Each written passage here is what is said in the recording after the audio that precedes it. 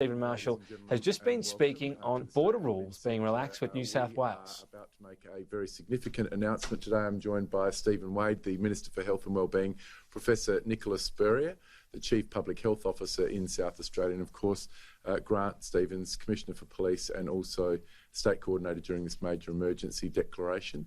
The Transition Committee has met this morning. They were furnished with all of the necessary information from New South Wales with regards to what had occurred over the weekend.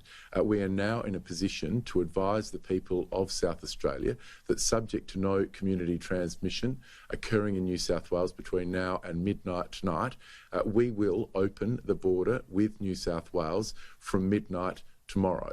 So that means that people from New South Wales wanting to come into South Australia from Thursday onwards will be able to do that without doing the 14 days of self-isolation. So this will be a massive, massive relief to people who have been dislocated from friends, from family, from business opportunities.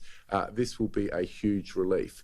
We know that this has been a massive burden on the business community and also on families and individuals, but we did this to keep South Australia safe. Our borders have been the front line in our defence here in South Australia. They have served us well. They've enabled us to open up our economy and get thousands, tens of thousands of people back to work.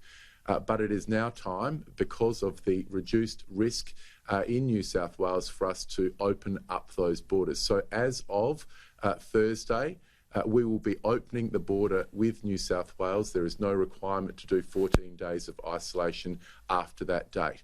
Now, for those people who have come in over the past 14 days, they will still be required to complete their isolation, but as of Thursday, no ongoing requirement for that isolation. Premier, given the current situation in New South Wales, and I'm sure the health experts will say that has improved, but the taxi driver situation, that wasn't seen as a sufficient risk to delay it any longer? No. What we know is that the information from New South Wales is of the very, very highest quality. We've assessed the risk associated with that taxi driver and also the response that New South Wales Health has put into place, and we're satisfied that that's a risk which can be managed.